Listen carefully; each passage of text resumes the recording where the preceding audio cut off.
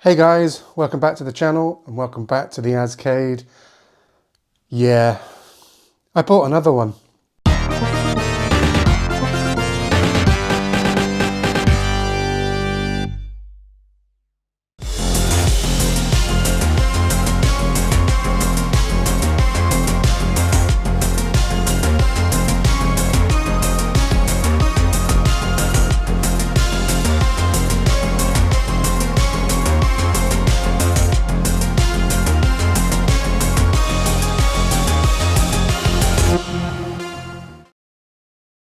Kamikaze by Videogames UK Limited was released in 1980 and is one of the earliest arcade titles produced in the UK. Eagle-eyed viewers will spot that this is a clone of Namco's Galaxian. Notable differences include reworked sprites to represent World War II era fighter planes, which is a tad too on the nose for me. The player character sprite appears to be some kind of ray gun, which in turn is linked to an energy bar, which depletes when the player fires a shot. It's recharged after a life is lost or if you complete the level. Videogames UK Limited was a British video game company known primarily for producing early arcade games in the late 1970s. Based in Nottingham, they emerged during the initial arcade boom, a time when video games were just beginning to capture the public's interest on a larger scale. They were one of a few British companies attempting to enter the arcade market, which at the time was largely dominated by American and Japanese companies like Atari and Taito. They also appeared linked to Video Games GmbH, a German division which made Space Attack, which was a clone of Space Invaders, and also Super Tank, both housed in the same style of cabinet that Kamikaze was produced in. One striking piece of history is that the company appeared to be spearheaded by John Sturges of Electrocoin fame, and the company rebranded to Game World Limited in 1992. And here she is. What a cabinet. Guys, this is fantastic. Do you not think? Look at the artwork on that. So late 70s. Such great font as well. Look at that.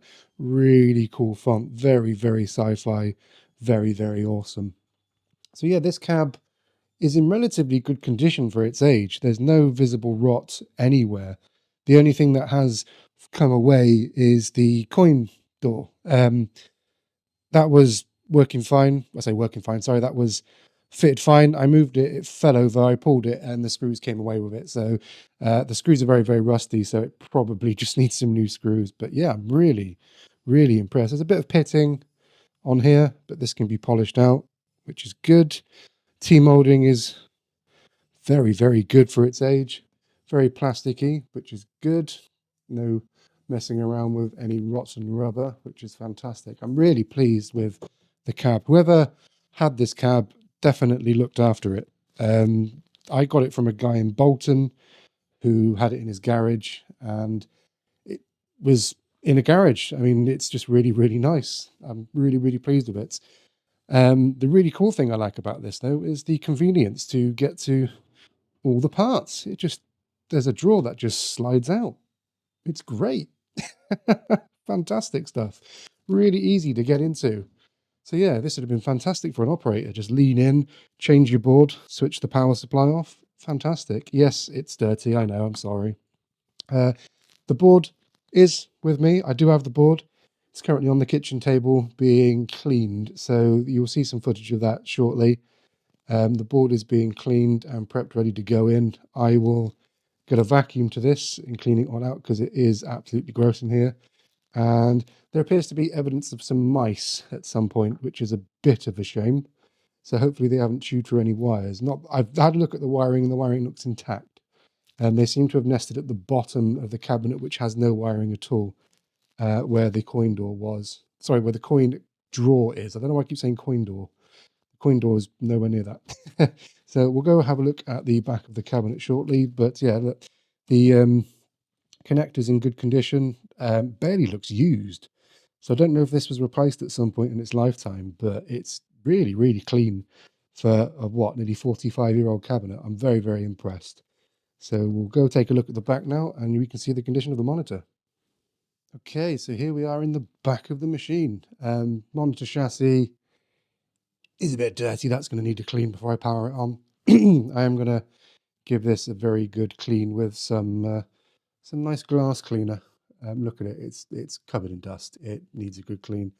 You can see, many spiders have lived here over the years and called this place home. But having a look at the monitor, I mean, the neck is really good. No visible damage there, which is fantastic. The tube itself looks to be really good as well. No visible signs of corrosion or rust. I'm just really happy with the condition. Really, really pleased. So the only sort of like visible bit of possible corrosion is that, but that could just be dirt and a bit of dust. But the capacitors don't appear to have leaked. They all appear to be in relatively good condition. That one's okay. That one seems okay. But yeah, we're not going to know any further until we get a good clean on this chassis, which we will do in a bit. I'll get you some footage of that and I'll put on my best smiley face. But yeah, down the back of the cabinet, this is all solid. This doesn't come away unless you unscrew it. That is completely hollow as far as I'm aware. And the power supply is down here. So to get access to this, I think we need to take this back panel off. This plug actually comes out. God, that's really stiff. I just plugged that in. So that is a three-pronged plug, which I've never seen before. So this is obviously a product of its age, I think, because we have to remember this is a 1980 cab. So this would have been designed and manufactured in the very late 70s. So obviously the things are slightly different. So that's cool. And it obviously attaches to a three-pronged plug. But yes, we will now dismantle this and get this cleaned.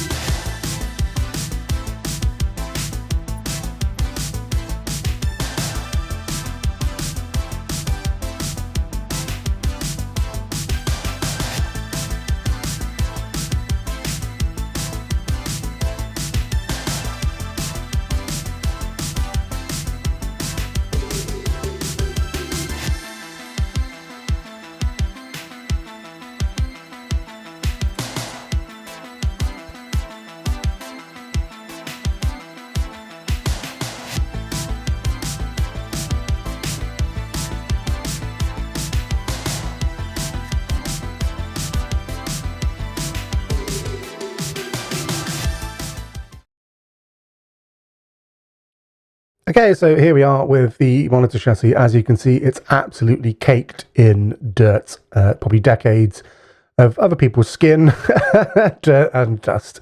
Here I am going over it with a anti-static detail brush, trying to just get some of the stubborn stuff off, just to get the loose bits off before I absolutely coat it with glass cleaner.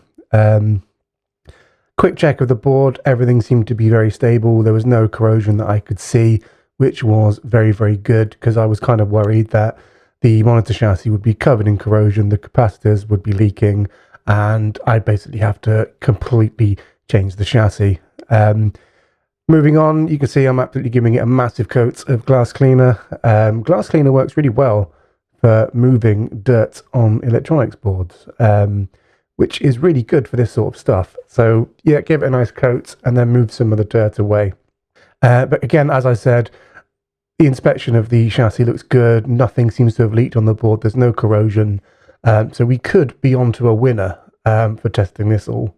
So I'm going to finish cleaning this and I'm going to put the monitor back into the cabinet once it's dry and then power everything on and see where we go.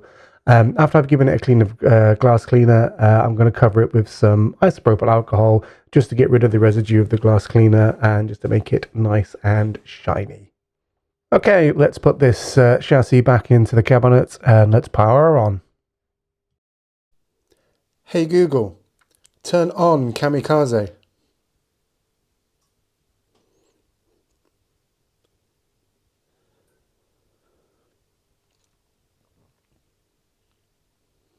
Unfortunately, guys, that is all we get. Yep, it's a bit of a letdown, bit of a bummer, absolutely gutted. The only thing that comes on is the light, which is really good for a 40-year-old machine.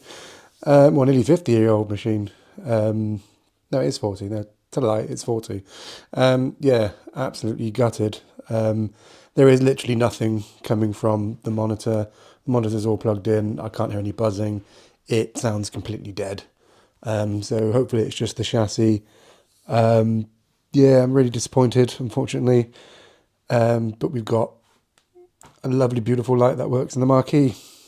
So it looks like it's back to the drawing board on this one.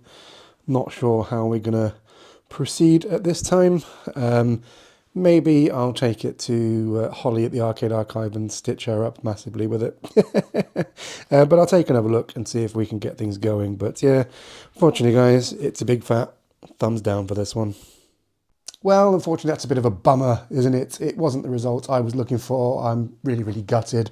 I was hoping that this thing would work first time and we'd be on a winner. Positive news is the 40-year-old light bulb works. Brilliant. Not so positive news. The rest of it doesn't seem to. The bit that concerns me the most is that the monitor shows no sign of life whatsoever. There was no net glow, no buzzing or anything from the power supply. Yeah, it's a bit weird. There is noise coming from the power supply down here for the board. So something's happening. And I did sort of like check around the board and I did feel a little bit of heat coming out of one of the resistors. So perhaps there is an issue there. I may look at replacing the power supply because it is a bit jank and looks a bit sus. It's quite old. It's a bit rusty, smells a bit, so probably might switch that out at some point. Maybe soon. I'll keep you updated on that. Probably won't do another video on it. Maybe. We shall see. Anyway, guys, thank you so much for tuning in again. Sorry we didn't get the massive thumbs up of joy for this one.